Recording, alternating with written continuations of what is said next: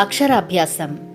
బిడ్డ మనసు తగినంతగా పరిపక్వత చెంది కొత్త విషయాలు నేర్చుకోవడానికి సిద్ధంగా ఉన్నప్పుడు మొదటగా చేయవలసినది అక్షరాలు నేర్పడం.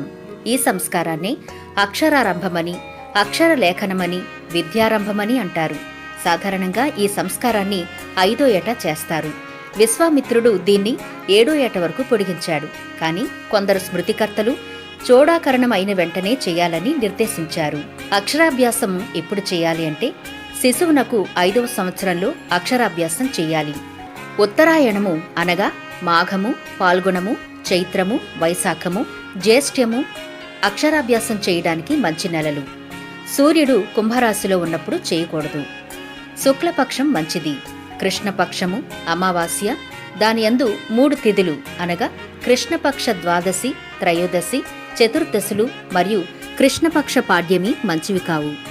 అశ్వని, మృగశిర, పుష్యమి, పునర్వసు, ఆరుద్ర, ఆశ్లేష, హస్త, చిత్త, స్వాతి, మూల, శ్రవణ, రేవతి నక్షత్రములు, మేష, కర్క, తుల, మఖ, మేన లగ్నములు, ఆది, సోమ, బుధ, గురు, శుక్రవారములు మంచివి.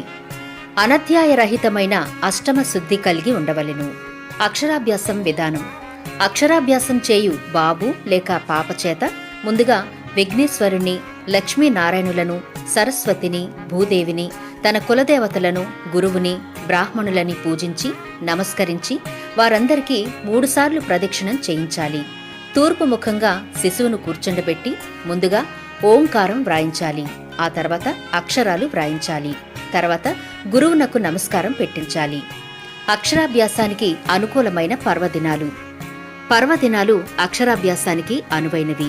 ముఖ్యంగా విజయదశమి, శరన్నవరాత్రుల్లో, మూలా నక్షత్రం ఉన్న రోజు, శ్రీ పంచమి వంటి పర్వదినాల్లో ఈ కార్యక్రమం చేయడం వల్ల ఆ దేవతల ఆశీస్సులు, అనుగ్రహము లభించి విద్యాభివృద్ధికి దోహదం కలిగిస్తుందని మన నమ్మకం. సర్వసాధారణంగా అక్షరాభ్యాసం 5వ ఏట చేస్తారు. ఆ వయసు వచ్చేసరికి విషయాన్ని గ్రహించి అర్థం చేసుకుని మనసులో నిలుపుకునే శక్తి విద్యార్థికి లభిస్తుంది.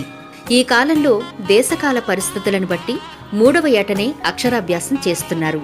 ఉదయం వేళ ఇంట్లో కాని, దేవాలయంలో కాని, పాఠశాలలో గాని పెద్దలు, గురువుల సమక్షంలో ఈ కార్యక్రమం నిర్వహించవచ్చు. మన సంప్రదాయంలో విద్యార్థి దేవతలు కొందరున్నారు. అక్షరాభ్యాసం నాడు ఆ దేవతలను పూజించి విద్యార్థి చేత అక్షరాలు దిద్దించారు.